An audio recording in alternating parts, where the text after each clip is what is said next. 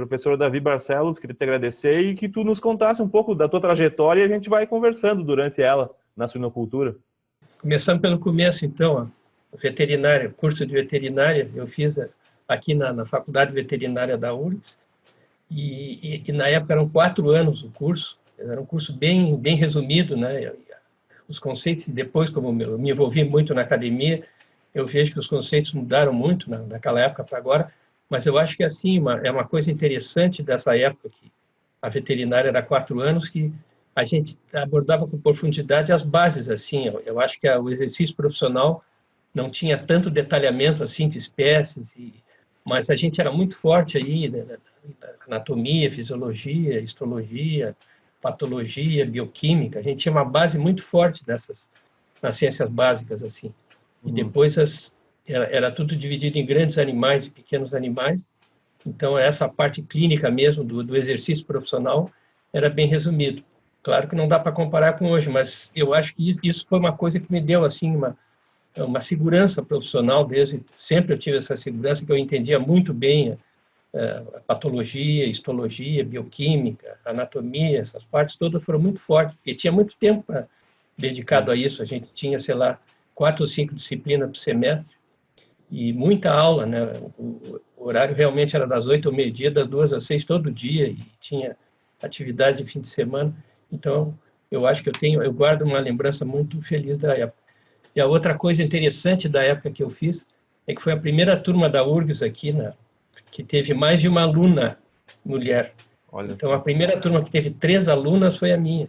Anteriormente, a maioria das turmas não tinha nenhuma mulher, e sendo que há 2 anos antes da minha turma, que foi a turma que começou em 67, teve uma mulher, e a minha teve 3. Então, foi uma coisa assim extraordinária. A gente via as mulheres como uma grande novidade na medicina veterinária. Tu vê que hoje Sim. já mudou bastante, né? Para tu ver, né, professor, na minha turma, quando eu entrei, entrava 40 e nós éramos em 9 homens, 31 mulheres. Olha a diferença. Viva as mulheres, né? Elas Exatamente, estão aí, exatamente. braço a braço. Hoje não tem... Graças a Deus que é assim, né? Coisa Sim. boa. E na suinocultura cada vez mais, né, professor? Acho que e isso até é um tema que às vezes a gente conversou com a Diane também, não faz muito tempo, sobre as mulheres na suinocultura, que é uma realidade cada vez mais presente e super positivo, né? Porque não tem o porquê a gente considerar, e às vezes é meio que um tabu nós na área do agronegócio, na produção animal, ser um pouco de que tem que ser um homem e tal. Isso é uma coisa muito antiquada já, né, professor? E eu acho que isso aí veio para ficar, e daqui a um pouco nem vai mais se discutir isso, porque é uma realidade tão forte que isso aí hoje ainda nós estamos na fase de discutir, e também outros gêneros, né? Eu acho que isso aí tudo, mais 5 anos, graças a Deus, vai ser tudo bem aceito, bem normalizado. Acho que aceito já está aceito, né? Agora é uma normalizar aí, para ninguém mais ter nenhum questionamento. Sim. Enfim. Bom, continuando então aí a coisa, né, que em relação especificamente a suíno, por que eu fui acabar trabalhando com suíno? Especificamente com o suíno, eu tive aula com uma pessoa que tu conhecesse, o professor Nikolaevski, que na época tinha acabado de fazer o mestrado dele na agronomia e estava dando aula assim como professor. Ele estava em treinamento ainda como professor. E realmente só aprendemos zootecnia de suínos, assim. Eu não sabia uma doença de suíno, eu não sabia absolutamente nada naquela época. Então, meu começo assim foi bem isolado assim em relação ao que seria a minha carreira futura. Logo que eu me graduei na veterinária, eu entrei no curso de mestrado em economia rural, que praticamente não tinha curso de mestrado aqui no Rio Grande do Sul para veterinária. O único curso que tinha era o de economia rural. E dentro da faculdade, assim, eu me descobri assim como uma pessoa que gostava de estudar. Eu era o que seria hoje, o pessoal chamava na época de CDF, né? Eu levava a sério a coisa de estudar, eu era muito estudioso. E quando me formei, apesar de que eu gostava da parte prática, eu era fascinado em estudar livros, e o que tinha era economia rural. E, ao mesmo tempo, tinha um sonho que eu tinha, era de trabalhar no IPVDF, na época, que era um laboratório de diagnóstico. Porque na faculdade, durante os 3 anos da faculdade, eu fui estagiário, eu sou bolsista do CNPq, do professor Cláudio Siqueira, que era da bioquímica. Então, eu trabalhei muito em laboratório e gostei daquilo. Então, o que na época da faculdade, assim, o meu sonho era trabalhar de alguma coisa ligada a laboratório, mas também que envolvesse bastante estudo, assim, ciência mesmo. Eu gostava era de ler trabalhos, e eu era rato de biblioteca, então, para mim, isso aí era assim, meu sonho. Eu fiz esses 6 meses aí, eu fiz 6 meses do curso de mestrado, estava gostando bastante do mestrado, mas abri uma vaga, 2 vagas, no IPVDF, concurso para admissão no IPVDF. Aí eu fiquei balanceado com aquilo e acabei fazendo o concurso e entrei no IPVDF. E aí começou minha carreira mesmo, né? Do jeito que é, o que me levou a ser o que eu sou, eu devo realmente aos meus anos de PVDF. Eu trabalhei uns 15 anos lá no PVDF, como no laboratório. Nos 3 primeiros anos eu me envolvi muito na parte de Clostridium, que tinha um professor lá, um veterinário, o Dr. Batista, que tinha sido treinado pelos ingleses nessa parte de Clostridium. Então eu me envolvi em produção de vacina, diagnóstico, crescimento, tudo que se relacionava, titulação de toxina, tudo que se relacionava com Clostridium eu aprendi naquela época lá. E aí, um dos veterinários que trabalhava com suínos no IPV, que era o Dr. William Ward, ele estava na fase de aposentadoria. E no último ano dele lá, ele me convidou para ajudar ele a fazer vacina cristal violeta de peste suína clássica, que na época era feita no IPV, que era um processo bem cruento, que envolvia a inoculação de animais e depois tinha o abatedouro no IPV, se retirava o sangue dos animais, se colocava um anticoagulante, e aquele sangue acrescentado de cristal violeta era vacina. E essa vacina foi tão eficiente que praticamente erradicou a doença naquele estado. Assim como a vacina viva hoje, e as vacinas inativadas aí, também são, a vacina com a cepachina, são extremamente eficientes. Mas essa vacina cristal violeta também era eficiente na época, e depois trocou por uma maneira mais racional. Uhum. E eu acabei, então, me envolvendo muito também com o Dr. Ward, na parte de suínos lá do IPV, e quando ele se aposentou, o diretor do IPV me ofereceu a chefia do laboratório. Bah. Então, a partir daí, eu fiquei responsável pelo laboratório de suíno. Quando eu entrei nesse laboratório, tinha 60 e poucas fichas de diagnóstico de 1 ano no IPV, e eu me lembro bem que era assim, ó, tinha 3 diagnósticos. Era intoxicação alimentar, era peste suína clássica e desconhecido. Eram 3 diagnósticos que tinha nesses 3 anos. Aí, por sorte, dentro do IPV, tinha um livro que seria hoje, vamos dizer assim, o anterior, né, o embrião do livro esse de Diseases of Swine, que era Dune na época. E aí a primeira coisa que eu me lembro que eu fiz, não tinha computador na época, eu peguei uma máquina essa de escrever e digitei a lista das doenças. E fiz um pequeno resuminho, assim, de umas 5, 6 linhas do que era cada doença. E fui indo assim, e eu acabei publicando mais ou menos uns 70 trabalhos de descrição de doenças nesses anos de IPV, o primeiro diagnóstico de doença do edema, o primeiro diagnóstico de Grasserella, o primeiro diagnóstico de APP, o primeiro diagnóstico de isso, daquilo e daquilo. E eu ia fazendo isso aí como uma forma de prestação de serviço e pesquisa. Sim. E durante esse tempo aí eu fui muito demandado e visitar granja já, né, para ver os problemas. E o IPV, isso era extraordinário, que disponibilizava o carro. Eu tinha até um chofer para ir comigo. Olha então, só. Eu ia, era um Fusquinha, né, a gente pegava esse carro e ia nas granjas para acompanhar os casos clínicos. E aí foi o segundo ponto aí, eu acho que assim, de definição da minha vida, que eu vi que eu gostava de entrar em granja e ver os problemas e fazer necrópsia. Isso aí, para mim, foi um ponto determinante, né? Eu me lançar nessa aventura aí de diagnosticar doença. Eu publiquei muita coisa, era um trabalho bem simples, tinha uma revista chamada Boletim do IPVDF, que era uma publicação indexada na época, né? E eu publicava a maioria dos trabalhos, já publiquei alguma coisa internacional nessa época, no Veterinary Record, eu me lembro, no British Veterinary Journal também eu publiquei uma coisinha, mas era assim, era brincadeira, era descrever as doenças, os primeiros registros das doenças aqui no estado. Sim. Então, essa foi assim, os meus 10, 12 primeiros anos foram assim. Mas nesse inteirinho aí teve um outro evento aí que foi marcante na minha vida, que foi uma visita de 2 veterinários ingleses, um veterinário e um técnico de laboratório, que eles vieram pelo British Council para dar um apoio ao diagnóstico do IPV-DF, que tinha um convênio do IPV com o British Council, e vieram esses 2 veterinários, o veterinário e o técnico de laboratório. E esse técnico de laboratório resolveu me adotar e queria que eu aprendesse inglês, porque não falava nada de português, então ele ficava horas sentado comigo lá, ele foi colocado no meu laboratório, me forçando a falar inglês e me ensinando inglês. E foi ótimo isso aí, porque nesses 2 anos que eles ficaram no IPV, eu acabei aprendendo bastante, né? E me tornei praticamente fluente em inglês.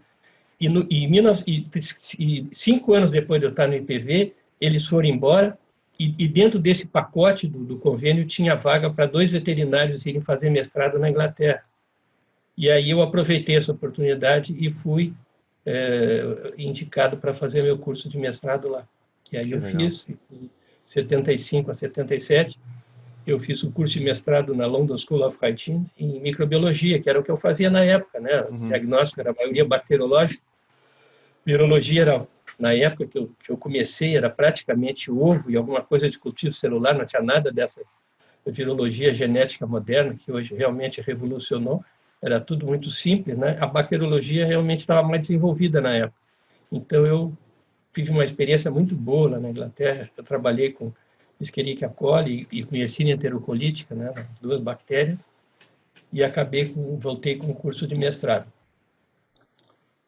Essa foi, então, assim, o início da minha carreira. E depois, vamos passar depois, quando... não sei se tu quer perguntar alguma coisa, só eu estou falando. Professor, naquela hora que tu falou de que tu estudava muito a questão das ciências mais básicas, né, bioquímica, passava mais horas, tu acha que isso mudou um pouco? Porque hoje, às vezes, a gente vê o patologista, o sanitarista de suínos, às vezes, muito mais focado em estudar os antibióticos do que talvez estudar o precursor da doença. Claro, fatores de risco, óbvio, manejo, mas entender um pouco os efeitos que aquela bactéria, aquelas toxinas que a bactéria produz. Tu acha que isso daqui a pouco foi determinante assim para tu montar várias linhas de raciocínio e entender problemas um pouco mais fácil? E hoje talvez a gente peca um pouco focando muito na cura, no antibiótico? Eu acho que sim, eu acho que é muito importante conhecer a base para tu chegar no resultado. Eu acho que uma má escolha para o veterinário é ficar especializado só em reconhecer e curar a doença. Eu acho que ele tem que entender o que é a doença, e suíno não tem como sair, né? Neuroticamente, tu tem assistido algumas apresentações minhas recentes aí, neuroticamente eu tenho tentado, assim, impor para todo mundo e colocar a importância dessas interações aí com manejo, ambiente, nutrição, toda essa a biossegurança, todas essas interações aí como determinante da doença. Não adianta procurar entender a sua doença. E essa questão de antibiótico aí, realmente eu acho que a gente errou muito na veterinária no passado, e eu até me penitencio, aí eu fui um dos que difundi muito aí informações de antimicrobiano. A gente tem que usar muito menos isso do que nós usamos no passado. Eu acho que as pessoas que fizeram essa pressão estavam certas, e realmente hoje eu acho que nós estamos adaptando muito rápido a isso, e nós estamos descobrindo que não precisa usar antibiótico para ter os mesmos resultados de produção que a gente tinha no passado. É claro que isso aí tem um custo, até a gente aprender completamente como essa coisa vai ser readaptada, né? Mas isso que tu falasse aí se encaixa nessa ideia aí. Eu acho que para chegar a essas conclusões, tu tem que ter a cobertura de tudo que é lado, né? Tem que ter a cobertura desde microbiologia, de patologia, de clínica, né? Da parte prática. Eu acho que tudo isso aí é muito importante. Sim, sem dúvida. E daí, professor, depois da Inglaterra, tu voltou para o Rio de Janeiro. É isso, professor? Não? E aí a coisa complica pelo seguinte: 12 anos depois de estar formado, estar lá no IPV, muito feliz da vida, e sendo um bom diagnosticador, aliás, não posso dizer bom, isso aí seria fugir a modéstia, mas eu conseguia trabalhar bem no laboratório. O professor Ivo Ventes, meu querido amigo, um dia apareceu lá no Fusquinha da faculdade, lá, me pediu uma conversa em particular e disse que estava indo para a Embrapa, tinha pedido uma licença da faculdade, e o que eu achava de dar aula no lugar dele lá na faculdade. durante um período. E eu digo, olha, eu sempre gostei de dar aula, né? Eu sempre tive curiosidade de, vamos dizer assim, de ensinar, e eu acho que eu tenho aqui uma bagagem em suínos aí agora, depois desses anos todos fazendo diagnóstico aí, eu acho que eu tenho condições. Então, eu consegui uma licença do diretor lá do IPV para não mexer na minha carga horária, e porque eu dava aula segundas-feiras às 6 horas da tarde, que eu não deixava de cumprir meu horário, e sábado de manhã. Eu tinha os horários, não sei se tu pegasse essas turmas aí, mas era uma turma extremamente alternativa. Não peguei, professor. Aí os caras toparam. Era uma disciplina eletiva, não era uma disciplina obrigatória do IVO, então eu dava aula eu não tinha vínculo com a universidade. E desses 2 anos, até um dia que o diretor da faculdade me pegou ali no corredor e disse assim, mas tu está dando aula, né? Eu, sim. Mas como tu está dando aula? Tu não é professor aqui da URGS? Eu digo, não, mas eu sou convidado do professor Igor. Eu disse, não, para dar aula aqui tu tem que ter vínculo. Aí eu fui ver o que eu podia fazer e eu descobri que eu podia ter 20 horas no IPV, reduzir, claro, carga horária e salário, e ter um salário muito baixo da universidade, que era o salário de 20 horas, que realmente era um salário ridículo. Mas eu saí perdendo dinheiro, mas eu digo, bom, mas pelo menos eu vou fazer uma coisa que eu gosto, né? Eu também não tinha tanta necessidade assim na época. Eu acabei, então, ficando com 20 horas no IPV e 20 horas na universidade, que era uma coisa legal. Então, eu ia de manhã, passava a manhã na faculdade, e eu tinha isso, eu me lembro, que era um troço meio traumático. Eu tinha 1 hora de deslocamento que eu tinha que fazer entre a faculdade e o IPV, que dava uns 40 minutos. E nesse intervalo eu tinha que comer. Então, tinha um postinho de gasolina ali, que tinha, eu pegava uma perninha, 2 perninhas de frango e um pãozinho, e um refrigerante. Eu tinha 20 minutos para comer correndo aquilo, chegar lá e bater o ponto lá no IPV, que era exatamente 1 hora. Eu tinha meio-dia, 1 hora para fazer essa operação aí. E eu consegui levar isso aí durante um tempo. Aí eu me aposentei no IPV e aí eu fiquei na dedicação exclusiva, entrei em 40 horas para a faculdade. Quando tu conheceu o professor Ivo, professor Davi?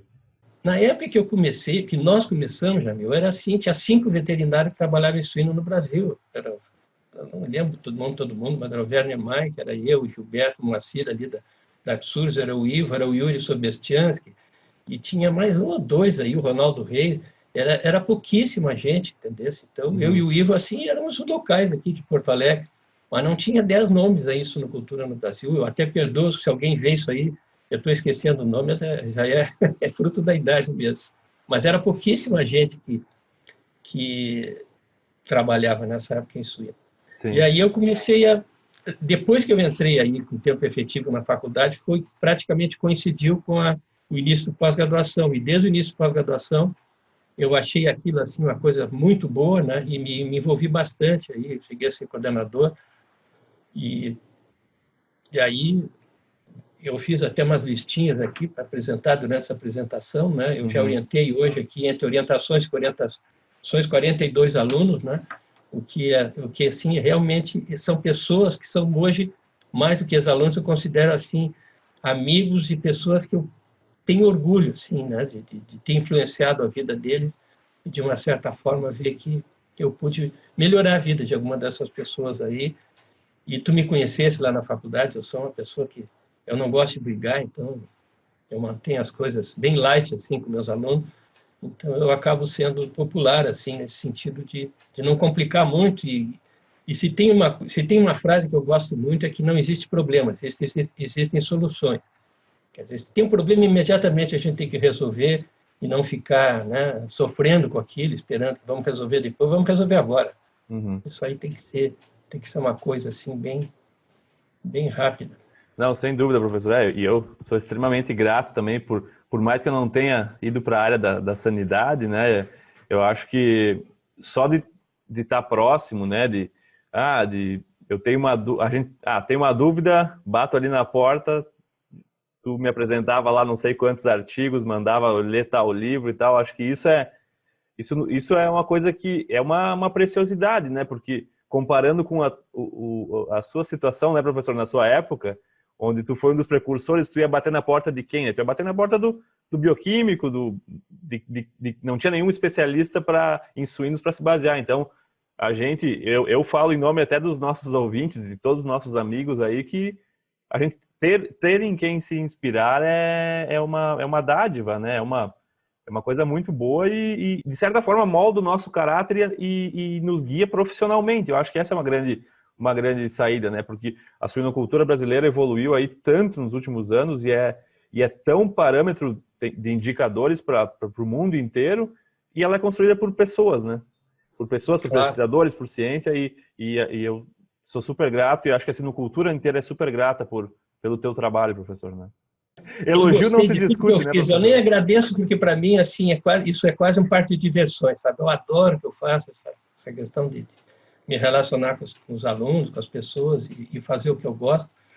E agora eu gostaria de colocar mais um capítulo aqui, que eu acho que Sem assim, é dúvida. uma outra pessoa, que até agora eu não falei ainda, que foi assim um divisor de águas na minha carreira, que foi o professor Yuri Sobestian, que ele passou anos trabalhando lá na Embrapa, e um dia o Yuri entrou em contato comigo com um projeto de um livro aí, que seria o de doença do suíno, né? Ele já tinha um livro de manejo dentro da Embrapa, mas ele já tinha brigado com muita gente lá para fazer esse livro, aí ele resolveu, não sei por que cargas d'água, ele me conhecia, nós já tínhamos publicado um trabalho em conjunto, aí, quando ele voltou da Alemanha, ele me passou um texto aí sobre o papel do médico veterinário na suinocultura, eu ajeitei com o que eu achei que dava para colocar, e nós acabamos publicando isso. E talvez dessa experiência ele resolveu me convidar para fazer uma experiência aí de publicar esse livro de clínica de suíno. E era um negócio assim que realmente era folclórico, porque ele me mandava um texto escrito à mão, não era nem datilografado, eu corrigia em cima do que estava escrito à mão, mandava para ele gostava mais de escrever que eu, ele passava limpo aquilo ali, e já colocava as novas ideias dele, me mandava de novo, e a coisa ia indo, e os capítulos foram... Aí surgiu uma secretária lá em, sei lá, na época ele estava na Embrapa, uma secretária que era um pouco mais amiga dele, que batia a máquina para nós, vinha para mim, o texto datilografado, eu corrigia a mão, e assim ainda até que os capítulos estavam mais ou menos aceitáveis, né, que era o texto, e ficou aquela papelada pronta. E aí o Yuri foi fazer um pós-doutorado na Alemanha e me mandou o que estava mais ou menos pronto e disse, agora tu te vira para publicar. E aquilo ficou em cima da minha mesa ali, não teve muita, né? Não teve muito andamento. Até um dia que chegou lá na faculdade, o Roberto Preto, que na época era o presidente da Axurs aqui em Estrela, e trabalhava num laboratório aí de acidificantes, não me lembro desse, bom, não me lembro o nome do laboratório. Ele viu aquele bolo ali, eu expliquei o que era, e ele disse, nós podemos publicar isso aí pela BCS, a gente tem condições de arrumar aí, né? O Axurs não é a BCS. Na Axurs nós temos bastante contato, eu posso tentar conseguir o patrocínio nos 3 ou 4 laboratórios para publicar.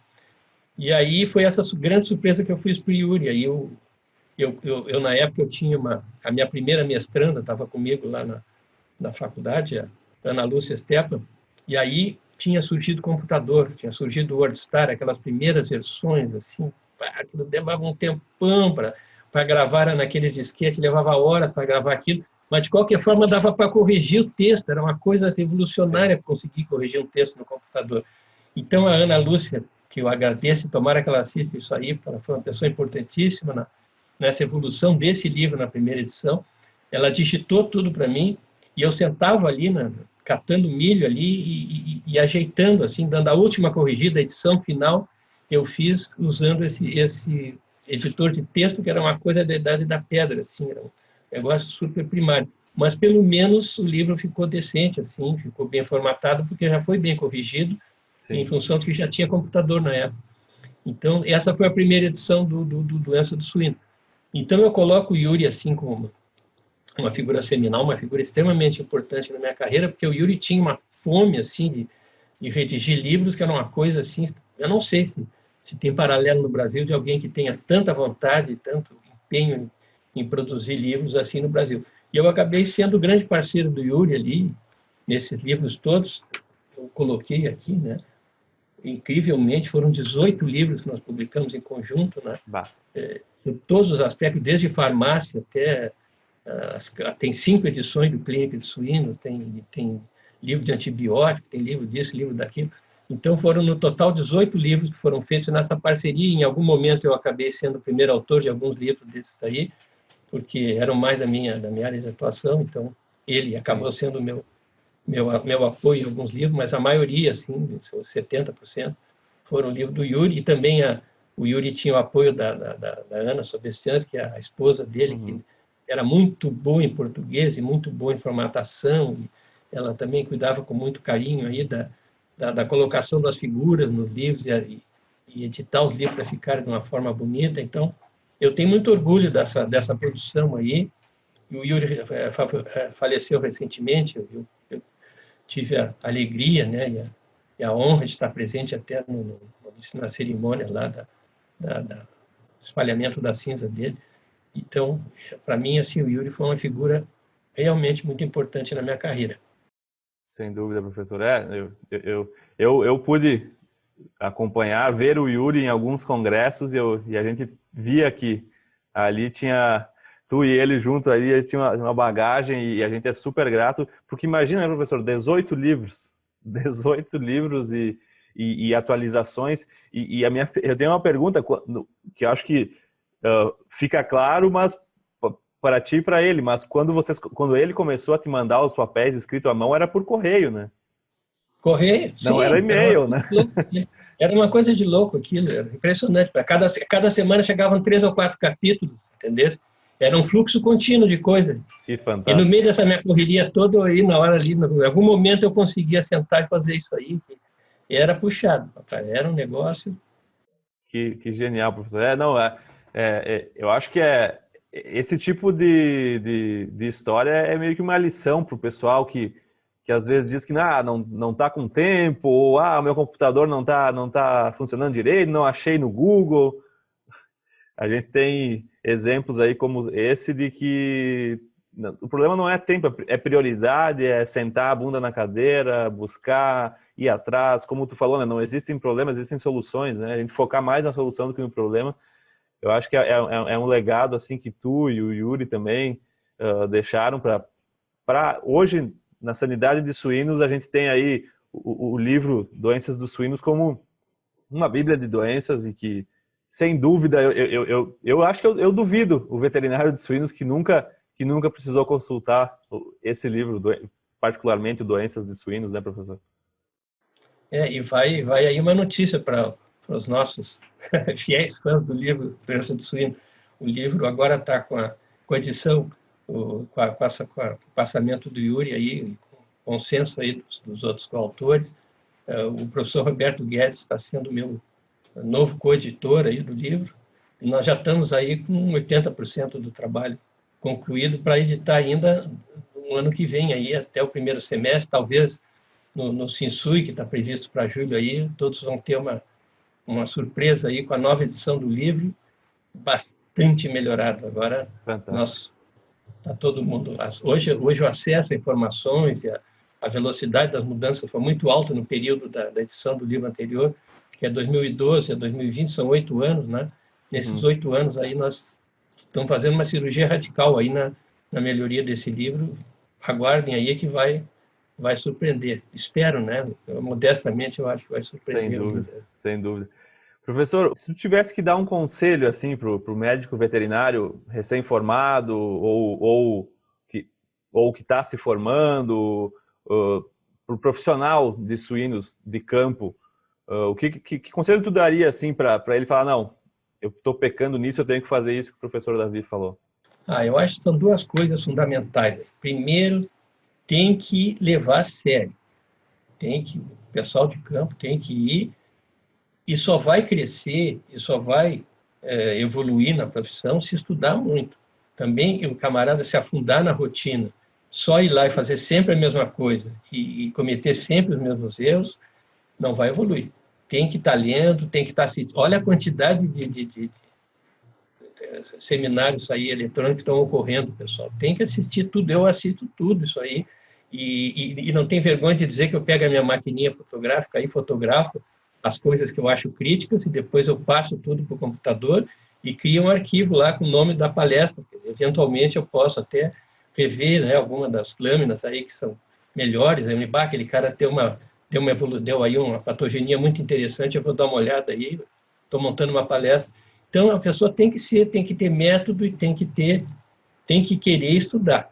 Ficar só, eu acho que eu vejo assim, veterinários de campo espetaculares, mas o camarada, assim, o que eu vejo é que eles não se esforçam muito nessa área de levar a sério essa questão da atualização aí do estudo. Isso aí é fundamental.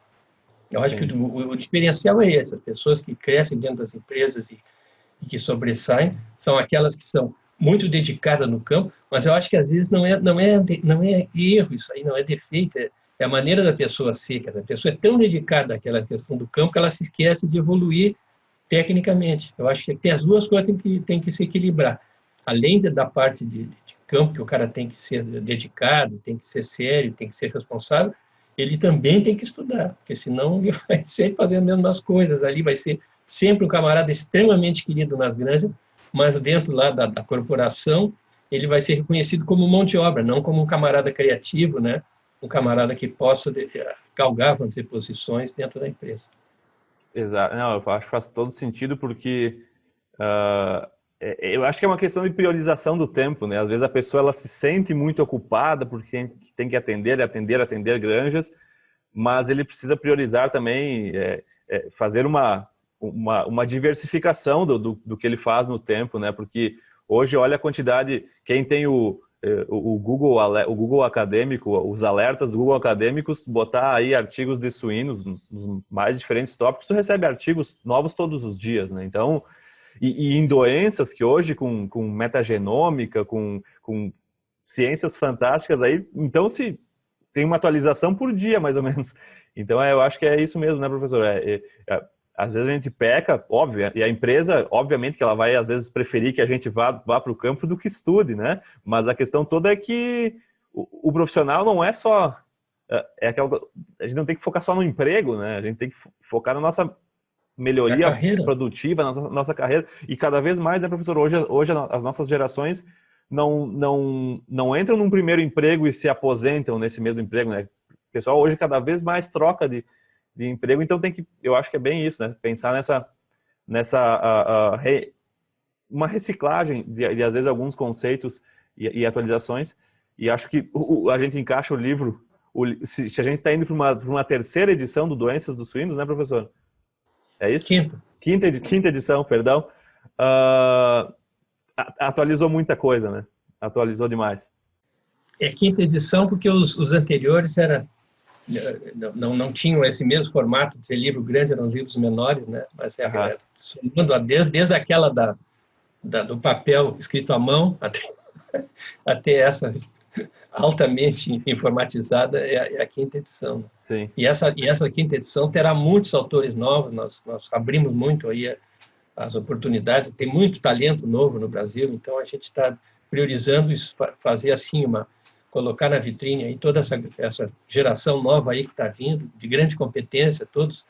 E hoje esses cursos de doutorado e mestrado aí são extraordinários por colocar, né, de uma maneira muito rápida. Um ano, camarada, 2 anos de mestrado ou 4 de doutorado, certamente o camarada sobe 2 ou 3 degraus aí intelectualmente, né, em especialização. Antigamente o cara levava 10 anos para subir esses mesmos 4, 5 degraus, hoje se sobe em 2, 4 anos. Né? Mestrado e doutorado são cursos aí, e os professores, os orientadores também estão de alto nível aí, né? A gente tem grandes técnicos hoje nessas novas gerações aí no Brasil. E cada vez mais oportunidades fora do país também, né, professor? Uma vez não era tão fácil, né? Era complicado. E os brasileiros brilham no exterior, né? Isso é uma coisa que eu tenho orgulho de ver aí, a quantidade de todos os nossos aí, tu acompanhasse isso, Jamil, os da URGS lá que foram fazer, tu e outros, né? Vocês vão para o exterior e fazem sucesso. É impressionante. Nós não temos nada a dever aos outros profissionais de outros países, estudantes de outros países. Nós temos a mesma capacidade e o brasileiro é um tipo assim que às vezes tem uma certa vantagem nossa que a gente se relaciona um pouco melhor, eu acho que às vezes, né? Essa maneira afetiva nossa aí de ser, eu acho que isso aí é positivo para a gente entrar em granja assim e gostarem da gente, né? A gente trabalha, não pergunta muito, a gente faz, em vez de ficar perguntando o que fazer. Sim. Eu acho que isso aí pega bem no exterior, né? Eu uma vez perguntei para um professor lá nos Estados Unidos, um americano, se ele concordava com exatamente isso que tu falou, professor. E ele falou, olha só, Jamil, vocês têm que aprender um novo idioma para vir para o meu país. Olha o esforço que vocês já fazem para... Então, obviamente, né? Porque nós aqui, nós praticamente não estudamos um outro idioma. Vocês têm que aprender todo um outro idioma, não sendo criança, né? Porque a criança vai aprender o seu idioma nativo normalmente, então vocês têm que se reinventar, aprendendo totalmente um novo idioma e utilizar ele aqui. Então, vocês têm uma coisa a mais. Eu fiquei pensando nisso, né? Se for pensar, o americano não vai estudar português para vir para o Brasil, né? Então, uma coisa que faz muito sentido. E, professor, me diz uma coisa, por que tu acha, esquecendo a modéstia, por que tu acha que o pessoal te procura tanto assim para consultoria, além da questão do seu conhecimento, da sua diferenciação em toda a sua experiência profissional? Por que tu acha que o pessoal te procura tanto? O que eu vou dizer? Será que... Eu vou dizer os serás aí. Será que eu resolvo os problemas que eu encontro no campo com uma certa frequência? Talvez seja isso. Talvez eu tenha um índice de acerto bom. Eu me esforço muito nos relatórios que eu faço. Eu perco muito tempo em fazer relatórios bem completos. E vamos dizer assim, e como professor, eu acho que meus relatórios são mais relatórios de professor do que de consultor. Eu explico as coisas, eu dou todo o fundamento científico das coisas dentro desses relatórios. Talvez seja por isso que eu tento assim ser um pouco mais didático. E nas visitas que eu faço, eu adoro que alguém me acompanhe para eu estar dando aula também. Para mim, assim, eu estar numa granja, eu acho que, não sei se tivesse a oportunidade de caminhar comigo dentro de uma granja, eu, às vezes, tenho até vergonha, porque parece que eu digo, será que esse cara até não sabe mais do que eu, e eu estou fazendo papel de bobo aqui, tentando ensinar para ele alguma coisa que ele já sabe, mas é assim, eu ensino muito nessas tentativas aí de consultoria que eu faço. Sim. E a questão da empatia, professor? Aí isso é que tu que pode me dizer. Eu tenho a tal da empatia. Eu te digo isso, professor. Eu acho que eu penso dessa forma, sabe? Que às vezes a gente... a empatia, o conhecimento... Tem muitas pessoas com conhecimento fantástico, né? Mas a empatia, eu acho que ela serve como para estreitar uma comunicação. A comunicação fica muito mais fácil de acontecer quando a gente se sente conectado facilmente com uma pessoa, né? Não fica com uma barreira ali, cuidar o que eu vou perguntar, será que ele vai gostar que eu pergunte isso? Será que ele não vai me achar meio bobo? Será que ele não vai me dar uma resposta rude? Eu diria que eu acho que isso também faz parte do seu perfil, professor. Que bom, vamos tentar desenvolver isso.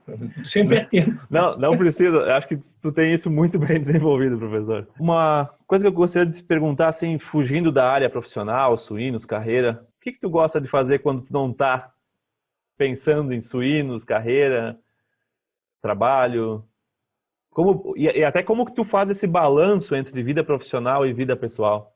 Tem uma música do Zé Rodrigues lá que fala meus livros, meus filmes e livros e nada mais, né? Meus discos e livros e nada mais. Para mim é meus discos, meus livros e meus filmes. Eu sou apaixonado por ler, apaixonado por música, o estilo de música que eu gosto é jazz, e eu gosto muito de filmes também, né? De cinema, principalmente dos clássicos aí. Então essa área para mim é muito importante, eu nunca descuido disso. Eu sempre que eu tenho tempo aí eu vou. Aí, nesses últimos anos, agora que, vamos dizer assim, que eu já estou numa fase da vida que eu já tenho condições de fazer isso, pelo menos uma vez por ano eu viajo para o exterior de férias para especificamente assistir shows de jazz em clubes aí do exterior. Então, assim, eu tento não ser só um bom profissional, vamos dizer assim, ter uma renda razoável, mas eu tento jogar uma parte dessa renda aí para fazer isso aí. E é claro que tem a questão da família também, eu sou pai, eu sou avô, né? Hoje eu tenho 2 netos aí, eu tenho uma relação excelente aí com a minha nora e com meus netos. Nós temos ele tem uma casa na praia aí, que eu vivo indo para lá no fim de semana. Então, também eu tento equilibrar essa parte. Eu acho que a gente ser um bom profissional também, a gente tem que ter uma vida familiar assim equilibrada, né? E eu tenho uma companheira também aí muito querida, a Laura. Então, eu acho que eu tô numa fase muito boa da minha vida, assim, que tá tudo em equilíbrio. Eu acho que isso é importante também. A gente não pode ficar só frustrado num lado e bem do outro. Eu acho que tem que tentar manter assim, as coisas meio em equilíbrio. Genial, professor. Não, sem dúvida. Sem dúvida. Eu acho que E isso reflete na performance profissional, eu acho, né, professor? Uma pessoa bem com ela mesma, com sua família, com seus hobbies, com seus lazeres, ela vai produzir mais, né? É até uma metáfora com um suíno no bem-estar, bem alimentado, com um bom manejo, numa boa ambiência, ele vai performar melhor, né? Ele vai ganhar mais peso, é, é uma metáfora. E, professor, me corrija se eu estiver errado. Eu me lembro que quando eu entrei na faculdade e comentava, professor Davi Barcelos, ele adora jazz, ele tem uma coleção fantástica de jazz. Tinha um boato que falaram que o senhor tinha ido no Jô Soares. É verdade essa história? Vamos esclarecer finalmente essa história. Chegou a hora. Assim, o que houve é que a revista Veja fez uma reportagem sobre a minha coleção. Qual foi o Jô Soares? Quem foi no Jô Soares foi o Flaurinho Miglavaca. Eu acho que eles confundiram. O Flaurinho Miglavaca teve uma história sensacional. Ele contou a história que a mãe dele botava ele para mamar nas porcas lá, quando ele estava chorando muito. Então, isso aí criou assim, uma comoção nacional, essa história. E eu não sei por que confundiram a minha reportagem na Veja, lá, de grande colecionador de jazz, e na realidade era uma reportagem sobre esses grupos de pessoas que se reúnem para assim, com um gosto comum. Então, eu tenho um grupo aí de apreciador de jazz, a gente se reúne na casa de um, na casa do outro, para escutar e para discutir música, né? Hoje, com essa questão do streaming aí, é uma barbada, a gente tem acesso a todos os sons de todo mundo, e as pessoas descobrem coisa nova, e a gente coloca aquilo e compara, e a gente conta o que a gente viu nessas experiências aí de shows que a gente assistiu. Então, é muito divertido. Então, em cima disso, eles fizeram essa reportagem aí, da Veja, né? E virou esse folclore aí, que eu já desmenti várias vezes, eu não mantenho isso, não existe. E tu tem a revista guardada, professor, a edição? Eita, tá por aí, em algum lugar tá num bolo de revista ali. Sim, genial, genial. Professor, a gente conversava aqui nos bastidores, né, sobre essa dificuldade durante a pandemia, né, por a questão do grupo de risco, de idade. Se o senhor fosse vacinado amanhã, o que tu faria depois de amanhã, professor? Depois de amanhã eu esperava mais 14 dias, tomava a segunda dose, mais 14 dias. Eu sou um cientista, né? Não ia me arriscar antes de ter certeza. E talvez eu ainda titulasse anticorpo por ELISA, para ter certeza. Antes de sair. Não, eu vou fazer tudo certinho. Né? Mas e aí o senhor estava protegido, professor? O que tu quer fazer depois? Vou retornar minhas atividades. Eu tenho algumas atividades. Depois que eu me aposentei, agora eu me recredenciei no pós-graduação. Eu tenho atualmente 4 orientados de doutorado e um de mestrado, então eu estou bem ativo ainda, né? E tem as minhas consultorias aí que eu tenho que prestar, e por enquanto estou tendo a compreensão dessas consultorias aí, eu estou mantendo através de reuniões aí por videoconferência e prestação de treinamento para o pessoal, mas eu devo retornar à atividade de campo até uma idade que eu não me senti mais confortável aí, que eu resolvi descansar, mas ainda está, eu acho que vai mais uns anos, ainda eu tenho condições. Eu estou fisicamente muito bem, né? Apesar de que eu nunca pratiquei nenhum esporte assim seriamente, né? Mas eu faço ginástica. Eu acho que eu estou bem. Dá para levar mais uns anos. Certamente, professor, certamente. E a gente é super grato e tomara que dê para levar por vários anos aí, porque a gente sempre vai estar te contatando para aprender cada vez mais. Professor, me conta uma coisa, eu lembro que nas suas apresentações tu usa uma foto lá do Madec, lá no Estádio Olímpico. Essa tua relação com o Grêmio, que é tão... Para nós ela é mais próxima, né? Por eu também ser gremista, mas às vezes tu vai apresentar uma palestra assim, lá em São Paulo, para outras pessoas. Como é que é essa tua relação? Assim, queria que tu falasse um pouco da tua relação com o teu time de futebol. Eu sou vítima, vamos dizer assim, beneficiado, né, por ter uma família fanática. Meu pai era uma coisa assim que chegava a ser doentio, a relação dele com o Grêmio. Ele era conselheiro e tinha cadeira cativa, ia tudo que é jogo e nos levava. Então eu fui criado dentro desse espírito do gremismo aí, mas eu não sou fanático, eu tenho pavor de discussão de futebol assim e de desmoralizar o adversário, esse tipo de coisa. Faz completamente o oposto do que eu imagino que seja saudável em futebol. Eu me divirto muito ouvindo futebol, mas eu escuto o jogo do Grêmio, assim, eu não sou daqueles que fica secando o adversário, né, fazendo... Eu interessa mais o meu time ali, eu vejo assim, é um prazer muito grande. Isso aí, todo mundo que gosta é fanático por alguma coisa, sabe como é bom essa sensação de ouvir no rádio, quando o time está bem.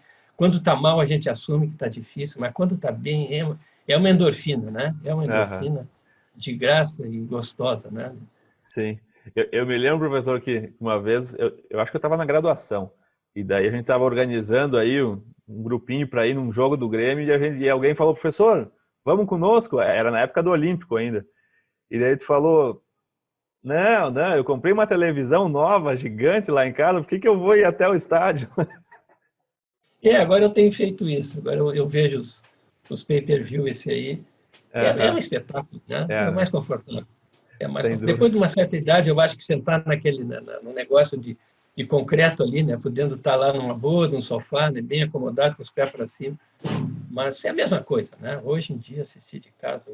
Mas Sim, foi muito bom. Naquela época, a gente tinha aquela sensação, por exemplo, um jogo de noite. Isso eu sempre me lembro. Entrar, assim, a primeira visão que a gente tem daquele campo verde, todo iluminado, assim, é um negócio que é impressionante. sim. Só quem faz isso vê, né? É uma maravilha. Mas nada de fanatismo excessivo, sabe? Eu acho Senão, que é. E a gente já faz um link dessa questão do fanatismo com o equilíbrio, né? Porque às vezes a gente vê pessoas aí brigando, até com amigos, né? Por futebol, política e coisas que a relação pessoal não vale a gente despender tempo em discussões que não faz sentido nenhum. O meu time ser melhor que o meu partido ser melhor que o seu, isso não cabe discussão. Eu acho que isso está muito nesse equilíbrio também, entre trabalho, vida, equilíbrio emocional, né? Acho que diz muito da pessoa isso. Professor, uma última. Qual característica dos teus alunos que tu já orientou ou que tu esteve mais próximo, que tu vê a característica em comum que eles têm que fez eles terem mais sucesso nas carreiras das pessoas que tu orientou? eu acho assim, o comprometimento com o curso é muito importante. A pessoa, isso aí eu acho que assim, isso parte do zero. Eu já tive alunos que foram mal, inclusive uns que foram desligados. Isso aí a gente dentro da universidade, a gente tem uma obrigação, o curso é muito sério, então eu já tive 2 alunos desligados, quer dizer, eu não tenho 100% de sucesso com todos os esforços que eu possa ter feito, eu tive que não brigar, mas chegar para um aluno, olhar o olho no olho e dizer, olha, não deu. Então esse é o limite, o camarada não pode ultrapassar esse limite. Eu acho que 40%, 50% são bons alunos, mas eu vejo que assim são pessoas que faltam o que eu vou dizer agora, que eu acho que é o diferencial. Eu acho que o diferencial é assim, é a criatividade. É o camarada que consegue criar em cima daquilo. E a segunda coisa é gostar do que está fazendo.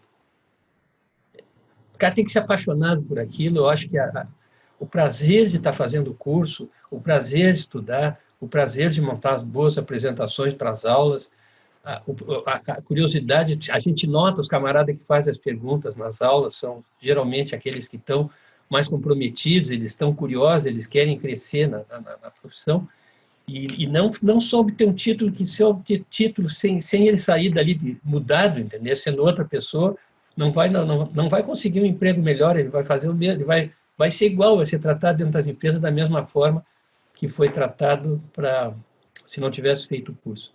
Então, eu vejo assim, os alunos que têm sucesso, eles têm essas características, eles são criativos, eles são aqueles que propõem coisas novas, eles vão para o campo, eles descobrem uma maneira diferente, dentro do experimento, de melhorar ou de introduzir alguma nova observação, que eventualmente pode ser usada depois até no trabalho em si, né? E são também os resolvedores de problema. Também, como eu digo, tem gente que vai para, na hora de ir para o campo, para fazer o experimento, começa a encontrar problema, começa a inventar coisa, começa a criar dificuldade, e ele tem que propor solução e resolver, não é ficar criando dificuldade. Isso já foi comentado antes aqui, né? Então, acho Sim, que essa é a característica que diferencia. Mas gostar do que está fazendo, também eu acho que é outra característica, gostar sim. do curso. Eu vejo que às vezes até fazendo uma comparação com o emprego, né? Às vezes a gente vê pessoas que não estão satisfeitas no seu trabalho, mas ficam porque dependem do salário. É uma decisão difícil, né? Porque às vezes tem família, tem contas para pagar, mas não tem, né, professor? A pessoa que não está feliz no que está fazendo é é ruim para ela e ruim para o ambiente que ela está, porque eu acho que é bem isso que tu falou, professor. Eu também sou super grato ao tempo que eu passei pelo setor de suínos, fui super bem mentorado e também me sentia bem. Eu acho que essa era a questão mais importante, se sentir bem no que estava fazendo e como tu falou, o cara criativo, ele é criativo na busca de soluções, né? Ele é criativo para, eu vou querer fazer dessa forma, fazer daquela forma. Eu acho que, e eu sou super grato e também fui muito inspirado por ti, professor. Obrigado, eu fico feliz de ver assim um cara como você inspirado por mim, já é uma das coisas que eu fico feliz, sabe? Eu quando vejo algum desses grandes sucessos nossos, e tu se enquadra desse grupo aí, eu digo, puxa, eu participei disso aí e fico feliz por isso. Professor Davi, eu te agradeci muito, a Suinocultura te agradece muito, mas e quem que gostaria de agradecer, professor? Tanta gente aí, Jamil, que eu vou acabar esquecendo alguns, e aos que eu esqueci eu vou pedir desculpa, mas realmente é difícil lembrar de tudo. Tem algumas pessoas aí que foram, além das que eu já citei, que foram fundamentais aí na minha carreira e que eu tenho os maiores agradecimentos e admiração. Aí eu cito o Nelson Moraes, que é uma pessoa assim que eu tenho uma admiração enorme por ele e que muitas vezes me acompanhou, me ajudou na minha carreira. O professor Davi Dremaier também, uma pessoa assim que eu tenho o maior respeito e admiração e que eu queria deixar aqui consignado nesse momento. A professora Marisa Cardoso também, eu tenho uma grande admiração. A Jalusa, né? A professora Jalusa, a doutora Jalusa, que foi da Lusa Kish, que foi minha orientada de mestrado, e hoje é uma personalidade aí extraordinária na suinocultura. Entre as pessoas que trabalharam comigo aí lá no IPV, eu tenho também aí os agradecimentos e meu respeito pelo Dr. Sérgio Oliveira e a Sandra Borowski, que me acompanharam aí em toda a minha carreira aí na parte de bacteriologia lá no IPV. E presentemente aí o meu grupo aí, eu tenho maior orgulho, maior alegria e satisfação de trabalhar com eles, o Fernando Bortoloso, uma pessoa assim que eu tenho uma admiração infindável por ele. Fernando é a pessoa mais organizada e talvez a pessoa mais competente que eu conheço. O Rafael, o Guim e a Ana Paula Melage, que são do grupo de suínos aí, também são pessoas queridíssimas aí e que mantêm uma harmonia total comigo dentro do nosso trabalho no setor de suínos. E finalmente eu queria agradecer a Karine Takeuchi, que é atualmente minha aluna de pós-doc, que tem sido aí uma sombra minha, aí, sombra no bom sentido, ela que está cobrindo os espaços aí que eu não estou podendo ocupar durante essa pandemia, e a Karine tem me ajudado demais aí, tem sido o meu braço direito. Então, assim, eu peço excusa a todos os outros, Flaurinho Migavaca, todos os outros grandes da suinocultura que eu não citei aqui, mas é impossível, pessoal, né? Todos vocês são queridos e moram no meu coração aí.